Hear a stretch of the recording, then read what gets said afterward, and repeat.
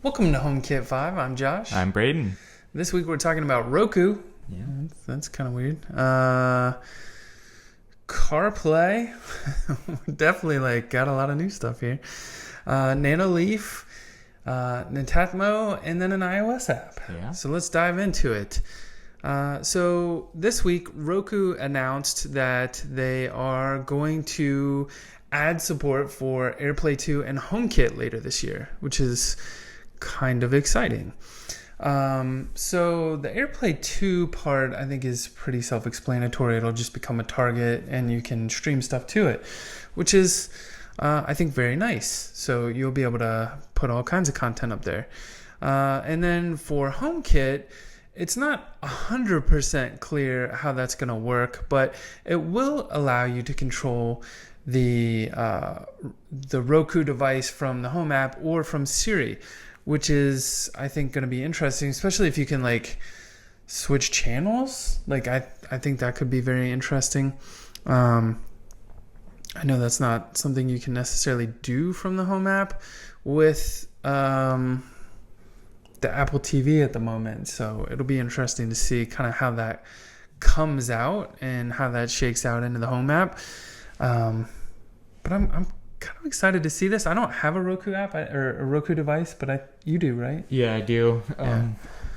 It's really old though, so I doubt that it'll get this. Oh, get the update? Yeah. Yeah. Yeah. It just says that the 9.4 update will start rolling out to streaming players this month and to Roku TVs in phases over the coming months. So I think that'll be kind of interesting if it lets the TVs be controlled as well through HomeKit. Oh yeah, that would be. Yeah. I do like that. That is something, we got the Sony, and that's been kind of nice having it in HomeKit. So Yeah.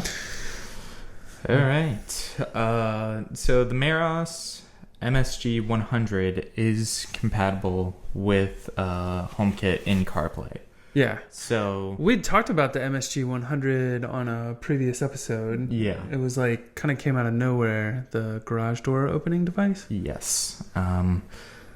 This video shows someone opening their garage through CarPlay, which I thought was interesting. It's a garage door opener, basically. Yeah. It's the right usage there, right? Yeah. It's all the technology coming together in a good way. Yeah. I actually haven't seen that screen. I don't know if you get other HomeKit stuff in CarPlay. I'm going to go play with the CarPlay car after we get off here and see what happens. But yeah, it's kind of interesting. I definitely recommend watching the video. They kind of pull up and press a button and the garage starts opening. Yeah. Yeah. It's really interesting. Yeah. Yeah. Looks like it was not filmed in the US. Yes. All right. So I think this is an accidental news release, as we seem to get in the HomeKit world quite a bit. Nanoleaf is releasing, they've got a new app, I guess they're calling it lighting system called the Connect Plus. And there's different shapes to their lights now. And so they have mini triangles and the hexagons, and they'll have full-size triangles. So you'll be able to pick up different packs of the Nanoleaf lighting. And it looks like they've got the mini triangles at Home Depot. This is where this stuff was spotted for $120. This one looks like 10. You get 10 lights in that pack for the mini expansion pack. Yeah. Oh, okay. And you get 5 in the regular. I see. Mm-hmm. Okay. Interesting. And then $200 for a 7-light panel kit for the full-size triangles. Yeah, so I don't know. I think this is kind of interesting. I still don't know. These just scream, I don't know, not subtlety, the opposite of subtlety. I'm not sure my design-focused wife would particularly love these to be on a wall somewhere. Yeah. We'll have to get her opinion on these later. Yeah. I don't know. It's interesting. I like that they're kind of playing around with the idea of the shapes here, so you can build interesting things. So if that's your thing, check it out. Yeah. Netatmo, their smart video doorbell, finally dropped in the EU and UK. That's what this one is. Yeah. Yeah. So it's a full HD 1080p just camera. Forgot the word there. With 140-degree field of view. Yeah. It has infrared LED smarts. No, not smart sensor. Night vision. Night vision. Yeah. That's kind of important. Mm-hmm. We did watch a video review of it from HomeKit Authority. We'll definitely put a link in the show notes to that as well.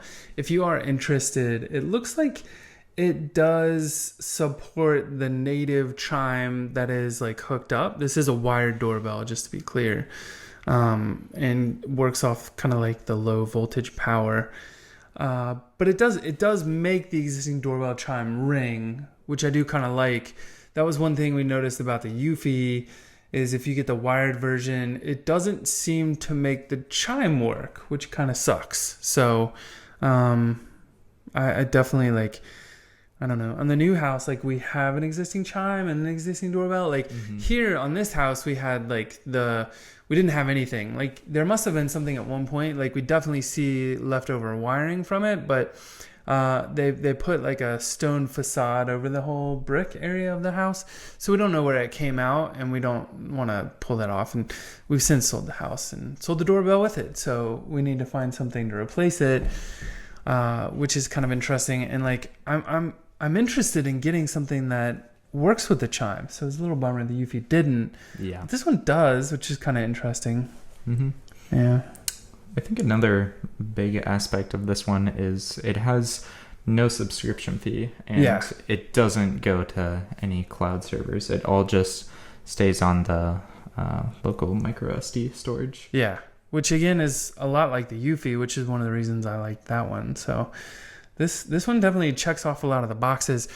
It doesn't look like it has HomeKit secure video yet, so you wouldn't get like that iCloud feature. And you know, we talked in the last episode about person detection and like face detection and that kind of stuff. So you don't get all that stuff necessarily, but it looks like you get a lot in the Netatmo app. And I would say the same is true of Eufy. Like I feel like their apps are maybe a little bit better than the home app anyway. So I don't know. Yeah, if you're interested, I think this is a great product to take a look at. So yeah. All right. So Signals. Yes, Signals.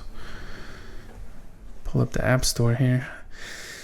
It's so weird. Like it like auto opens in the App Store instead of the web view when we use the link the way we do. But this is a new app. I thought it was kind of a fun idea. It's just this idea. Their tagline even says, communicate without shouting. And so it's the idea, if you have like a smart light, you can control it in a way that is like signaling a certain thing. And then you can add these, I don't think they're shortcuts. I think it's just a straight widget. But they almost look like little shortcut buttons that you can put on your device using the widget. And you can trigger, you know, if it's dinner time and you want to tell the kids, you can have the lights flash and then change color. Or I think they said, you know, the default is like a dinner time signal can pulse the lights in the bedroom in the office and then set it to blue. Or if it's time to go signal, you can flash the kids' bedroom lights and then set their lights to green. So there's a lot of different things that you can do, and I think that's kind of interesting. This idea of like using lights as a signal, because there's times when like I'm working, like my desk is right there, and I'm working down in this office. We can hear the doorbell, but I think in the new house, like you won't necessarily hear that doorbell. So like being able to trigger the lights to change color and be like, oh, someone's at the door. Like, I think that's interesting. Or, you know, what if we put an NFC tag or a button or something that like triggers signals to like trip off all the lights and tell everyone, hey, it's dinner time. I think this is kind of excited for it. We may have to play with this one. It does have some in-app purchases. I think is the widget stuff an in-app purchase? Yeah, I don't know. It does support shortcuts and widgets and Siri, so you can use it in a lot of different ways. Anyway, if something you're looking for, definitely check it out. Again, it's called Signals for HomeKit. Yeah, I think that's all we had this week. I don't know. Did we have any? That's what I'm checking on right now. Yeah. I will also check. See, I think we had some YouTube comments last week.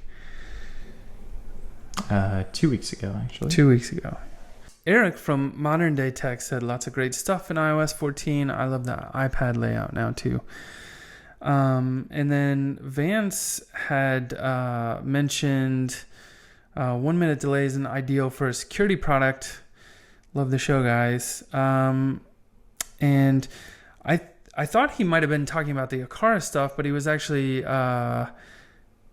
talking about the HomeKit notification. So we were talking about the Eufy cam and like the fact that like I was all the way, like I had walked out, stood in the driveway, walked back in the house, down the stairs, into the office before I got the notification that it had detected my face in the driveway. So I do think there is some delay there, and that's probably not great for a security product. But at the same time, when it comes to HomeKit and like the Eufy cam, or probably any of these cams that support HomeKit, I got the notification right away that there was motion in the driveway from the Eufy app.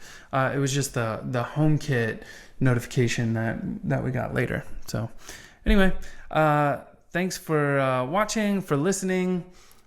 Be sure if you're on YouTube, hit the subscribe button and the thumbs up if you found it useful, and hit the bell if you want to be notified as we put these things up, usually on Monday afternoons, and then Monday mornings we usually put out the podcast version. So as always, if you're listening to the audio version, be sure to hit subscribe on whatever platform you're on.